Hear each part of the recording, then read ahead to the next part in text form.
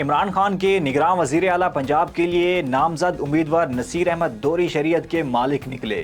P T I chairman کی جانب سے نگران وزیر اعلیٰ پنجاب کے نامزد کیے جانے والے نصیر احمد خان بھی دوہری شہریت رکھتے ہیں۔ ذرائع کے مطابق نصیر احمد خان برطانوی شہریت رکھتے ہیں، جبکہ پی ٹی آئی دوہری شہریت پر سرکاری یا عوامی عہدے پر کسی بھی شخص کی تقرری کی مخالفت کرتی آئی ہے۔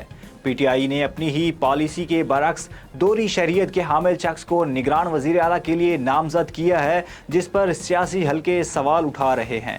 واضح رہے کہ پنجاب اسمبلی کی تحلیل کے بعد پرویز الہی نگراں وزیر اعلیٰ کی تقرری تک آئینی طور پر ذمہ داریاں انجام دیں گے۔ نگراں حکومت کے قیام کے لیے حکومت اور اپوزیشن کی جانب سے تین نام پیش کیے گئے، جن میں سے کسی ایک نام پر اتفاق کیا جائے گا۔